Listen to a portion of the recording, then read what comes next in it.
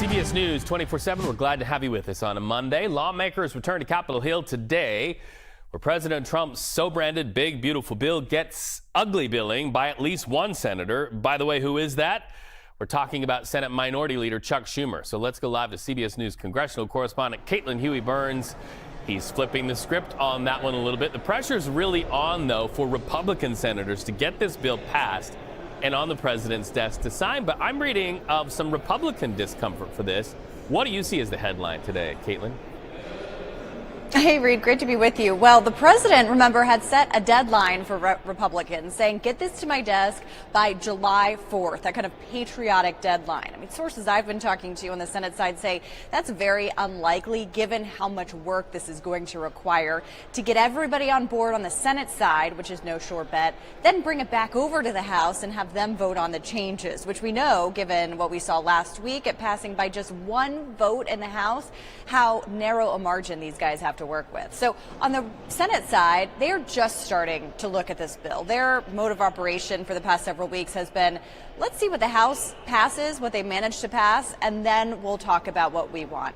We know they have some issues on the Republican side, on the Senate side, about not cutting enough government spending, adding to the deficit. There are also concerns among some Republicans about the cuts to Medicaid and potentially cuts to Medicaid benefits. So a lot to work out through on the Senate side before this even has any chance of becoming law. Rand Paul, senator from Kentucky, told our Face the Nation over the weekend that he's a no on this bill, and Republicans are basically counting him out on their math. Okay, so Chuck Schumer not only called the bill ugly, but he's pulling a bird here. What is the bird rule, for those who don't know about it, and is it really a viable tool for Democrats to fight the GOP? Yeah, well, this is the kind of the fun little Senate procedure nuggets that we all have to come accustomed to up here on the Hill. This is essentially a provision named after the late Senator Byrd that says that if you're going to do this through reconciliation, it has to be done pertaining to the budget. So any other line items that don't relate specifically to the budget have to be removed from this bill. So Schumer is using this as a way to oppose this bill, to try to get some of these provisions out, and really as a tool to exercise whatever little power they have in the minority. So some things that could be targeted are, you know, there are some things tucked in there about judicial appointments and judicial proceedings. There are some things tucked in there about AI restrictions and other elements. So we'll see what comes out. One name you should put on your list of people to get to know that probably nobody has ever heard of is Elizabeth McDonough. She is the parliamentarian, and it is up to her to decide whether this legislation fits with all those rules, and her ruling will have a big effect on what can actually make it into this bill. So a new name to watch and a new term for those of us who don't know. The Byrd rule is sort of like a scalpel where they can do a little surgery on that. Also, and by the way, we are admitted nerds where this is concerned. We love this kind of thing.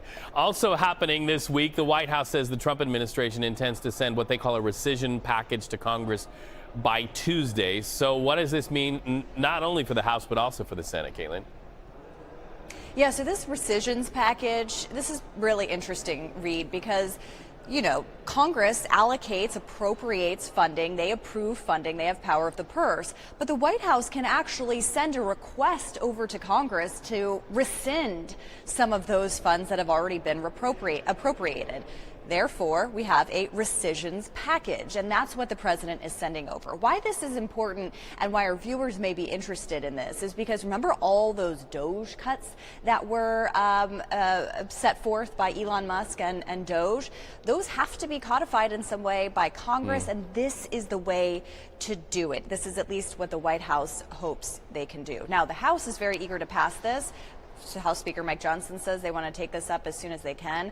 Senate is an open question. As we talked about, they have a lot to deal with on their plate with the budget, so we'll see where that goes. The bottom line headline there is the White House is asking Congress to take back those funds that they said they wanted to fund, essentially. All right, so the word of the day on a Monday, rescission. Try to use that 3 times at dinner tonight with your family. Caitlin Huey-Burns, thank you so much. May not make a lot of friends at parties that way, but hey. Right.